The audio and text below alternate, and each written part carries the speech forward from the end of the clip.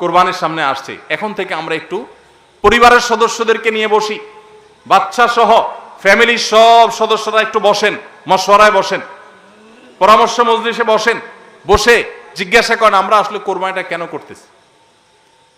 গোশত খাওয়া, ফ্রেশ গোশত আহরণ করা, মানুষের সামনে নিজেদের মুখ উজ্জ্বল করা, কি ধান্দা, উদ্দেশ্য কি? একজন একজন করে সবাই মতামত নেন এবং এটা নিশ্চিত করেন যে আমরা আল্লাহর জন্যই কোরবানি করছি। এটা কিভাবে নিশ্চিত করব? একটা তো বললাম যে বিশাল বড় গরু কোরবানি করেন সব সময়, এবার একটু ছাগল কোরবানি করেন, দেখেন তো মনে মানাইতে পারেন কিনা। কারণ আপনি বলবেন ভাই গরু কোরবানিতে অনেক টাকা লাগে, ছাগলে তো অনেক কম টাকা লাগে, তাহলে এই কোরবানি ওইটার চাইতে কিভাবে উত্তম হয়? আমি উত্তম বলতেছি না, আমি বলতেছি যে আপনার নফস, আপনার মন মানে কিনা যে আমি গরুর জায়গায় ছাগল কোরবানি করলেও তো হবে, হবে না হবে না? কেউ যদি ছাগল কোরবানি করে তার কোরবানি হবে কি হবে না? হবে। কোরবানি ছাগলও করা যায়, গরুও করা যায়, বেড়াও করা যায়, দম্বাও করা যায়, মহিষ দিয়েও করা যায়, উট দিয়েও করা যায়, এসব পশু দিয়ে কোরবানি করা যায়। অতএব আপনি এবছর একটু ছাগল দিয়ে করেন, বাকি গরু কেনার যে আরো বাজেটের টাকা ছিল সেগুলো দিয়ে আরো কয়েকটা ছাগল কিনে গরিব মানুষকে দিয়ে দেন, ওটা যাতে এলাকা মানুষ টেন না পায়, অন্য এলাকায় দিয়ে দেন। গরুর বাজেটের টাকা দিয়ে একটা ছাগল কিনে বাকি টাকা দিয়ে এরকম ছাগল কিনে মানুষকে দান করে দেন, জবাই করে অন্য মানুষকে গোশত দিয়ে দেন, এলাকা দিলেন না, মানুষ টের পারো না। তাহলে মনকে মানাতে পারেন কিনা দেখেন, এটা হলো অ্যাসিড টেস্ট। আমি বলতেছি না সবসময়, মাঝে মধ্যে এরকম করে দেখেন যে মন মানে কিনা। যদি দেখেন যে না মন মানে, তাহলে আলহামদুলিল্লাহ ভাইরা আমার। আর একইভাবে মাঝে মধ্যে আমার কোরবানি আমি জবাই করলাম, গোশত সব দিয়ে দিলাম, ফ্রিজে খুব একটা ভরলাম না, অল্প স্বল্প রাখলাম, কারণ আল্লাহ তাআলা বলেছেন ফাকুলু মিনহা ওয়া আতি'মুল বাঈসাল ফাকির, ফাকুলু মিনহা ওয়া আতি'মুল কানি'a ওয়াল মু'তার। কোরবানি গোশত নিজেও খাবো, গরিব দুঃখীকেও খাওয়াবো, যে চায় তাকেও দিব, যে চায় না আত্মীয় স্বজন তাদেরকেও দিব। অতএব মুস্তাহাব এই তিনও ভাগে ভাগ করা, কিন্তু এটা ফরজ ওয়াজিব না। তাহলে আমি পরিমাণ একটু কম রেখে বেশিরভাগই দিয়ে দিলাম। মন মানে কিনা দেখেন, মন মানে কিনা। অনেকে আছেন লামসাম সামান্য একটু দিয়া আর সব ফ্রিজে ঠেলতে ঠেলতে ফ্রিজের দরজাই লাগে না, পারলে রশি দিয়া বাঁধে যে দরজা লাগে না। কারণ গোশত, পায়া, ভুড়ি, কলিজা, ফ্যাপসা সব ঢুকাইতে ঢুকাইতে ফ্রিজ বেচারা জাম হয়ে গেছে। তাহলে কোরবানি কেন করতেছি? গোশতের জন্য যদি কোরবানি হয়, এই কোরবানি করবাই না, এটা ফুর্তি। কোরবানি তো ত্যাগের নাম। আপনার ভিতরে ত্যাগ কতটা আছে, ত্যাগের মানসিকতা কতটা আছে। আপনি আল্লাহর রাহে, আল্লাহকে খুশি করার জন্য লাখ টাকা দিয়ে গরু কোরবানি করেন, ভালো কথা। আপনার মধ্যে আসলে ত্যাগের মানসিকতা আছে কি এটা প্রমাণ করার জন্য মাদ্রাসা, নতুন মাদ্রাসা হচ্ছে, সেখানে লক্ষ লক্ষ টাকার দরকার আছে, আপনি সেখানে 20,000 50,000 টাকা অকাতরে দিতে পারেন কিনা, এটা অ্যাসিড টেস্ট। সেখানে টাকা বাইর হয় না। কোরবানিতে লাখ টাকা দেন, মাদ্রাসা টাকা দেন না, মসজিদে টাকা দেন না, আরো অনেক দিনের কাজ আছে সেখানে টাকা দেন না। গরিব দুঃখী মানুষ আছে, তাদের দরকার। একজন গরিব, তার চিকিৎসা মাত্র 20,000 টাকা হলে হয়ে যায়, আপনি 20,000 টাকা দিতে পারেন কিন্তু দেন না, 2,000 দেন, 500 টাকা দেন, কিন্তু কোরবানির সময় মাশাআল্লাহ 1 লাখ টাকার গরু কিনেন।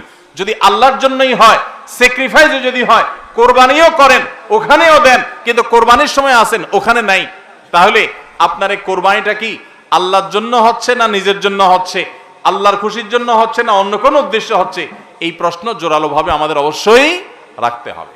ভাইরা আমার, এর মানে আবার কেউ এটা বুঝেন না যে কোরবানি কম হোক আমরা সে চেষ্টা করবো না, কোরবানি আরো বেশি বেশি করার চেষ্টা করবেন। কোরবানি যত বেশি হবে তত আমাদের সব দিক থেকে লাভ। তাহলে কোরবানি আসার আগে আগে নিজেকে নিজে জিজ্ঞাসা করবেন, পরিবারের সদস্যরা বসে নিজেদের মধ্যে পর্যালোচনা করবেন যে আমরা কোরবানিটা কেন করছি, আমাদের উদ্দেশ্যটা কি। আমাদের উদ্দেশ্য হবে আল্লাহর নির্দেশ পালনার্থে আমি আমার অর্থ করি, এটা ব্যয় করলাম। একটা পশু কিনলাম, ঈদের আগের রাতে কিনবেন না, পারলে 2-4 দিন আগে কিনবেন। যত বেশি আগে কিনতে পারেন তত ভালো। কিনলে ওই পশুটাকে আপনি নিজে হাতে খাওয়াবেন, গোসল করাবেন, ওইটাকে পরিপালন করবেন, প্রতিপালন করবেন, ওটার মধ্যে একটা মায়া হবে। এরপরে সেই পশু যখন জবে হবে নিজের কাছে একটু খারাপ লাগবে, এটা এক ধরনের স্যাক্রিফাইস। ফজর নামাজ যখন পড়বো মনে চায় না, তারপরে কষ্ট করে উঠে পড়বো, এটা স্যাক্রিফাইস। তো কোরবানির এই ইবাদত আমাদেরকে স্যাক্রিফাইস এবং ত্যাগ শিখায়। আল্লাহকে সন্তুষ্ট করার জন্য আমরা যেই কোনো ধরনের স্যাক্রিফাইস করার চেষ্টা করব। আল্লাহ আমাদের সবাইকে তৌফিক দান করুন। ভাইরা আমার, আমাদের কোরবানি যেন অর্থবহ হয়, বিশুদ্ধ হয়, এবং আমাদের কোরবানি যেন ত্রুটি মুক্ত হয়, এই ইবাদতের সওয়াব যেন আমরা আল্লাহর কাছে লাভ করি, সেজন্য দ্বিতীয় যে পরামর্শ দিতে চাই বা যে দ্বিতীয় আমলটি কথা বলতে চাই সেটি হলো কোরবানির পশু এটা যারা বানাবে সে সমস্ত কসাইদেরকে উপযুক্ত মজুরি আমরা দিব, তাতে কোনো কার্পণ্য করব না। কিন্তু কোরবানির পশুর কোনো গোশত মজুরি হিসাবে দেওয়া যাবে না।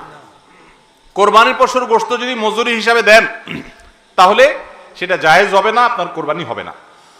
এখন আপনি বলবেন, ভাই কেমন কথা, যেই বেচারা কোরবানির পশুটা জবে করলো, সরি গোশতটা প্রস্তুত করলো, চামড়াটা ছিললো, এত কষ্ট করে বানাইলো, গোশতগুলো সব নিয়ে বাসাতে উঠে যাবো আর তার কিছুই দিব না, কেমন হয়? দেখতে মনে হচ্ছে এটা অমানবিক না? আসলে কাহিনী ভিন্ন। কাহিনী কি? কাহিনী হলো কোরবানির পশু আমরা যখন জবাই করলাম, বিসমিল্লাহ আল্লাহু আকবার, আল্লাহুম্মা মিনকা ওয়ালাক, এটা যখন জবাই করলাম আল্লাহর নামে, তখন এই পশু আল্লাহর নামে জবে হয়ে গেছে। এটা মূলত যেটা বললাম গরিব দুঃখীকে দেওয়ার কথা। কারণ আমরা যখন যাকাত দেই, সাদেকা দেই, তখন কি ওটা নিজে খাইতে পারি? আর তাহলে কোরবানির গোশত তো খাইতে পারার কথা না, কিন্তু আমরা খাইতে পারতেছি কেন? আল্লাহ তাআলা এই একটা আর্থিক ইবাদত আল্লাহ কবুল করেছেন। আমরা যখন সহি নিয়ত যদি করে থাকি, আল্লাহ কবুল করে এরপর বলেন ঠিক আছে তোমাকে দিলাম, তুমি খাও আমার তরফ থেকে, আল্লাহর তরফ থেকে এবার আমি খাই। তো এই কোরবানির গোশত এটা বিক্রি করা জায়েজ আছে না জায়েজ নাই? না জায়েজ। কেন জায়েজ নাই? কারণ এটা তো ওই যে আল্লাহ আমাকে হাদিয়া দিয়েছেন গ্রহণ করার জন্য, আল্লাহর নামে দিয়ে দিয়েছে, এটা আমি বিক্রি করার সুযোগ নাই। এখন কসাইকে যদি আমি গোশত দেই পারিশ্রমিক হিসাবে, তাহলে এটা একরকম বিক্রি করার মতো হয়। কিভাবে? তিনি কষ্ট করেছেন, তাকে তার বিনিময়ে দিলাম, তাহলে বিক্রি করার মতোই হলো। আমি গোশতটা তাকে একটা বিনিময় নিয়ে দিলাম, গোশত দিয়ে টাকা নিলাম, বিক্রি করা এটা, এখানে গোশত দিয়ে শ্রম দিলাম, একই জিনিস। এই জন্য এটা জায়েজ নাই। তাহলে কি করবেন? কসাইকে তার ন্যায্য মূল্য দিবেন, একটা গরু বানানোর জন্য যা লাগে তার পুরাটা দিবেন, এবং আগে ভাগে এগুলো চুকায় নিবেন। মুশকিল হলো কসাইরা জানে যে একটা গরু বানাইতে হয়তো বাজার দর অনুযায়ী সে 10,000 টাকা নিত, এখন সে 8,000 রাজি হয়ে গেছে। কেন 8,000 রাজি হয়ে গেছে? কারণ সে জানে তার সাথে আরো যে 3জন 4জন থাকবে, সবাইরে আপনি কমপক্ষে এই 4 জনকে যদি 2 কেজি করে বা 3 কেজি করে গোশত দেন, তাহলে 3 4 12 কেজি হবে। তো 12 কেজি গোশতের বাজারের দাম কত? হ্যাঁ, তাহলে চিন্তা করবে সে যে আমার তো এই দিক দিয়ে 2,000 টাকা ছাড় দিলাম আর পাইলাম তার চাইতে আরো অনেক বেশি। এই জন্য কসাই কম টাকা রাজি হয়ে যাবে। কসাইকে এই জন্য আগে ভাগে বলে দিবেন, শুনেন, কথা শুনেন ভালো করে, গোশত কিন্তু আপনাকে এক পিছু দেব না, আপনি কত নিবেন সেটা আপনি চুকান, আমার খাটলে নেব, না হলে অন্য কসাইয়ের সাথে আলাপ করব, কিন্তু আগে মাথায় এটা রাখেন আপনারা কিন্তু আমি গোশত দেব না, টাকা যা নেওয়ার নিবেন। নবী করিম সাল্লাল্লাহু আলাইহি সাল্লাম আলী রাদিয়াল্লাহু তাআলাকে এটা বলে দিয়েছেন, কোরবানি করার সময় বলে দিয়েছেন, দেখো কসাইকে কিন্তু কোরবানির গোশত দিবা না, কোরবানির গোশত শুধু না, কোরবানির পশুর কোনো কিছু বিনিময় সে দিবা না, তাকে টাকা দিবা আলাদা, যত টাকা লাগে সেটা দিবা, গোশত দিবা না, তাহলে বিনিময় হয়ে যাবে, এটা জায়েজ হবে না, তোমার কোরবানি হবে না। এই জন্য ভাইরা এই জিনিসটা আমাদের সাবধান থাকতে হবে, কসাইকে কোরবানির গোশত বিনিময় হিসাবে দেওয়া যাবে না। হ্যাঁ, কসাই যদি গরিব হয় তাহলে সেক্ষেত্রে অন্য গরিবকে আপনি আধা কেজি করে দিচ্ছেন, কসাইরেও আধা কেজি দিতে পারেন, অন্য গরিবকে 1 কেজি করে দিচ্ছেন, কসাইরেও 1 কেজি দিতে পারেন, কিন্তু কসাই হিসাবে না। সেটা হলো তিনি যদি কসাইগিরি নাও করতেন তারপরও আপনি তাকে দিতেন যদ্দুর অদ্দুর দিবেন। এর বেশি যদি আপনি দেন এবং সেটা যদি বিনিময় হিসাবে দেন তাহলে কি হবে না? জায়েজ হবে না। এই একটা মাসআলা না জানার কারণে আমাদের অনেকের কোরবানি এটা নিয়ে টানাটানি দেখা দেয়।